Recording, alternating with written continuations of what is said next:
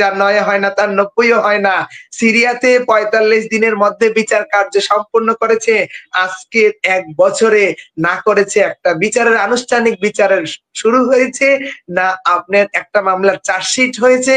তাহলে বলেন আমরা কি বলবো না বিচার কর হারামজাদা, না হয় মানচিত্র খাবো? পদক্ষেপ নাই। আসিফ ভাইকে মেসেজ দিয়েছি, সিন করেছে, রিপ্লাই আসে না। ওনারা এখন তো ভিভিআইপি হয়ে গেছে। আমাদের রক্তের উপর দিয়ে ওনারা গিয়ে এখন ভোগ বিলাসিতা, হাজার কোটি টাকা লুটপাট হচ্ছে। আপনারা পত্র পত্রিকায় দেখছে খোদাবক্সের নির্দেশে। খোদাবক্স এই পুলিশগুলোকে নিয়ন্ত্রণ করে খোদাবক্স। ডিসি টু সেক্রেটারিয়েট, ওখানে কিছু হলেই খোদাবক্সকে ফোন দেয়। তখন খোদাবক্স সরাসরি নির্দেশ দিয়েছে আমাদের উপরে অতর্কিতভাবে হামলা করার জন্য। যদি না হয় এই পুলিশ সাহস পায় কিভাবে? এই পুলিশ আমাদের স্বজনদের বুকে কিভাবে গুলি চালিয়েছে আপনি দেখেছেন। এই পুলিশদেরকে লাই দিয়ে রেখেছে খোদাবক্স। সে এক্স আইজিপি ছিল, সাবেক আইজিপি ছিল, তাকে ওখানে বসানোই হয়েছে কিভাবে সমগ্র প্রশাসনকে মুক্তি দেয়া যায়, কিভাবে তালবাহানা করে কারচুপি করে পুলিশদেরকে বের করে নিয়ে যায়। আমি বলবো যারা জড়িত ছিল হত্যাকাণ্ডের সাথে তারা তো পুলিশ হতে পারে না। এরা তো হত্যাকারী, এরা তো খুনি। ভালো পুলিশ আছে? আমরা সমগ্র প্রশাসনের বিপক্ষে না রে বাবা।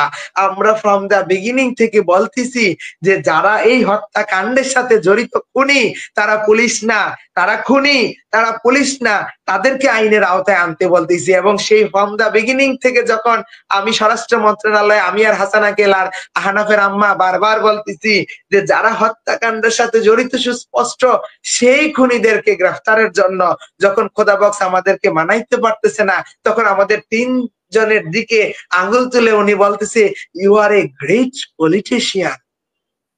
আমরা কি ওনার কাছে খেতাবের জন্য গিয়েছি, না কাঁদতে গিয়েছি, না ফাঁসির দাবির জন্য গিয়েছি? কাঁদতে গিয়েছি নাকি বিচারের জন্য গিয়েছি? ওনাদের কাছে কি উপাধির জন্য গিয়েছি নাকি বিচারের জন্য গিয়েছি?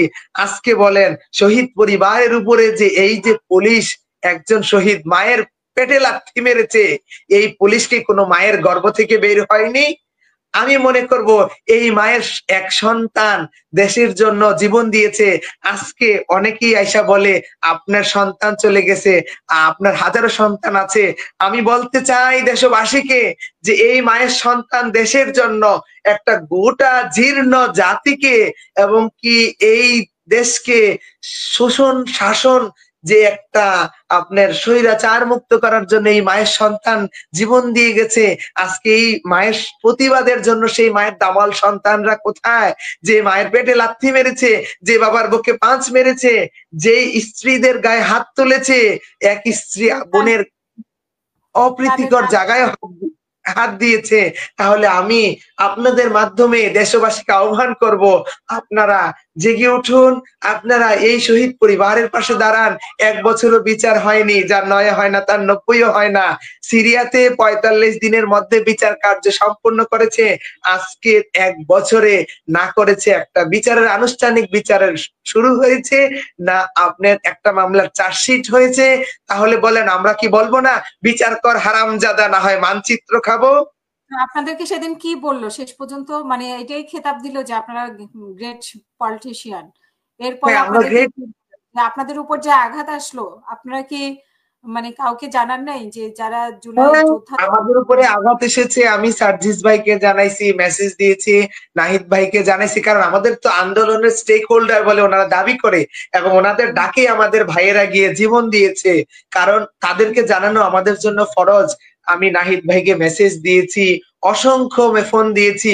উনি মেসেজটা, এখন ওনারা তো অনেক বড় নেতা হয়ে গেছে, আমাদের স্বজনদের রক্তের উপর দিয়ে গিয়ে তারা এখন দল গঠন করেছে, তারা রাষ্ট্রযন্ত্রকে ব্যবহার করতেছে।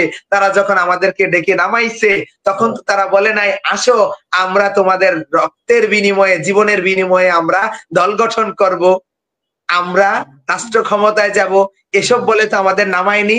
আমরা নেমেছিলাম একটা বৈষম্যের জন্য, সমগ্র জাতিকে মুক্ত করার জন্য নেমেছিলাম। আমরা সর্বোচ্চ বলিদান দিয়েছি, সুপ্রিম স্যাক্রিফাইস করেছি।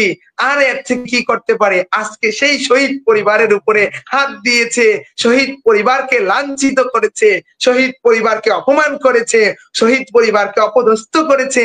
তারা নিজ নিজ জায়গা থেকে বিবৃতি দেয়নি। সার্জিস ভাই আমাকে বেশ কয়েকবার বলেছে যে আপনি বলেন আমি বিবৃতি দিব। আমি বলছি জি ভাই আপনি বিবৃতি দেন, কিন্তু এই পর্যন্ত উনি একটা বিবৃতি স্ট্যাটাস দেয়নি। আমি সার্জিস ভাই, নাহিদ ভাই, আসিফ ভাই, আইন উপদেষ্টা, স্বরাষ্ট্র সহকারী উপদেষ্টা খোদাবক্সকে সহ ফোন দিয়েছি যে বলার জন্য যে আজকে শহীদ পরিবারের উপর যে অতর্কিত ভাবে আপনারা রাষ্ট্রযন্ত্রকে ব্যবহার করতেছেন এটা ঠিক না, এটার জন্য আপনারা আইনানুগ ব্যবস্থা নেন সেই পুলিশের উপরে।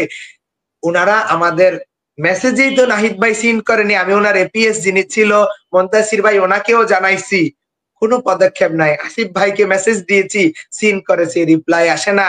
ওনারা এখন তো ভিভিআইপি হয়ে গেছে, আমাদের রক্তের উপর দিয়ে ওনারা গিয়ে এখন ভোগ বিলাসিতা, হাজার কোটি টাকা লুটপাট হচ্ছে, আপনারা পত্র পত্রিকায় দেখতেছেন।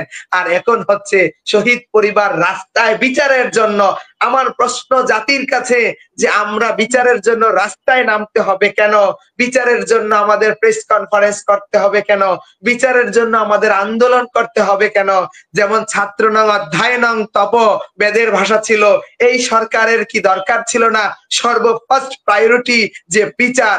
আমরা তো সরকারের কাছে চাই না যে আমাদের কোটি কোটি টাকা দাও, আমাদেরকে উপদেষ্টা বানাও, আমাদেরকে ভোগ বিলাসিতা দাও, আমরা তো কিছুই চাই না, আমরা শুধু বিচার চাই।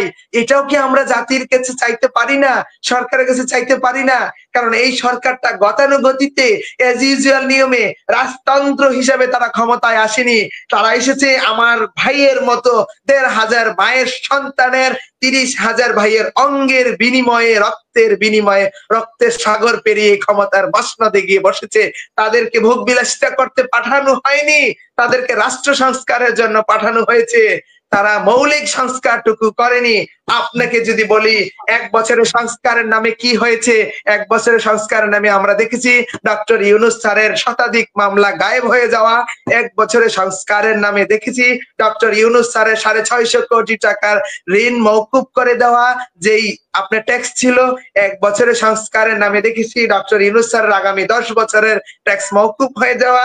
১ বছরে আমরা জাতি সংস্কারের নামে দেখেছি উনি ওনার গ্রামীণ ইউনিভার্সিটি পাওয়া। ১ বছরের সংস্কারের নামে দেখেছি ওনার ম্যান পাওয়ারের লাইসেন্স পাওয়া।